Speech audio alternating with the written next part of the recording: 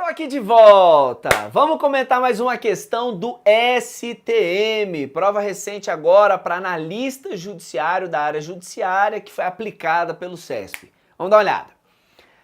Cabe ao Ministério Público Federal representar a União em caso de ação judicial proposta por servidor da Justiça Militar da União que cobre diferenças devidas em razão de erro no cálculo de sua remuneração. E aí, tá certa ou errada essa questão? Antes de responder, você que está aqui comigo assistindo esse vídeo, dá logo o seu like aí, comente aí embaixo o que você está achando dessa nossa série de vídeos em que a gente está comentando questões recentes das bancas examinadoras, porque quanto mais você se envolve, curte, compartilha, comenta, mais eu vou me motivando a produzir mais conteúdo para você. Hoje a gente vai falar sobre esse assunto que tem um pouco de direito constitucional e tem um pouco de direito administrativo, há uma multidisciplinaridade, e se você quer sair daqui realmente bombando de conteúdo, fica aí comigo.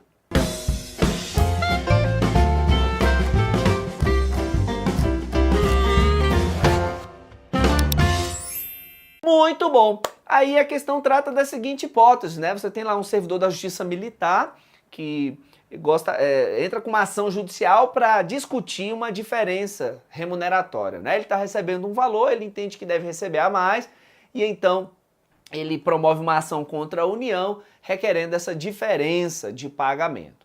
E aí nesse contexto fica exatamente isso, né? A questão, quem é que representa a União nesse tipo de ação judicial?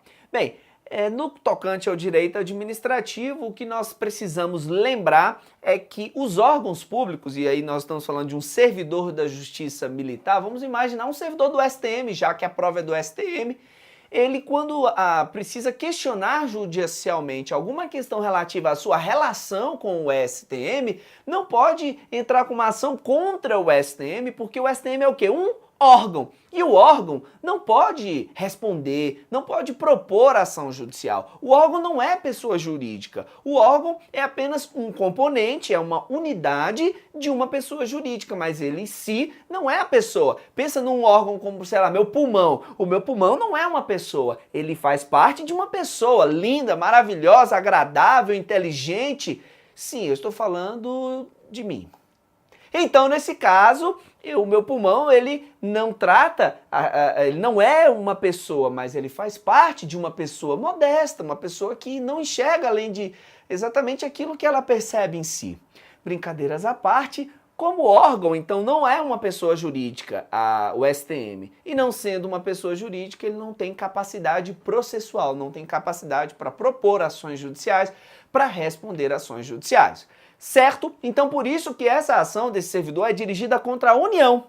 Ele não vai processar o STM, vai processar a União, que é a pessoa jurídica a qual o STM integra. Embora a União seja a pessoa jurídica, em juízo ela também precisa se fazer assistida juridicamente. Ela vai ter de se fazer a representada judicialmente. E aí o grande ponto é, cabe ao Ministério Público Federal representar a União? Cuidado!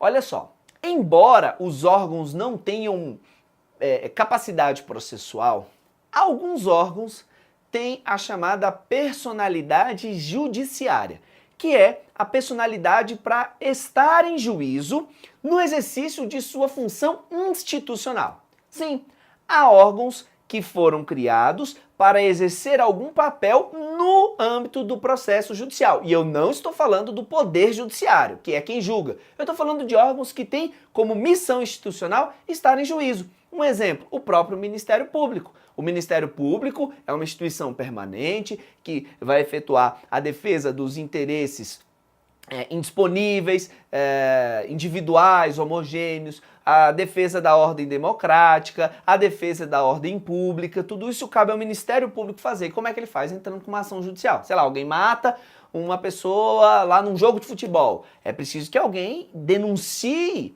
essa questão ao judiciário para que o judiciário condene o autor do crime. Quem faz isso? O Ministério Público. Certo? Então, o Ministério Público, no exercício de sua missão institucional, entra com ações judiciais. cabe ao Ministério Público, então, exercer essa chamada personalidade judiciária.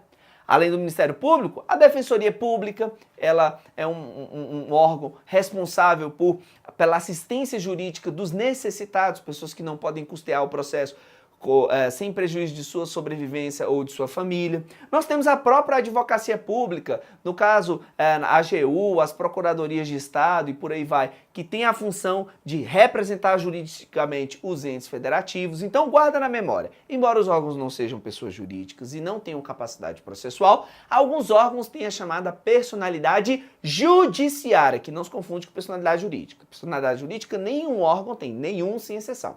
Personalidade judiciária, alguns órgãos têm, para o desempenho, por exemplo, de sua missão institucional, e eu citei aqui Ministério Público, Defensoria Pública e a Advocacia Pública.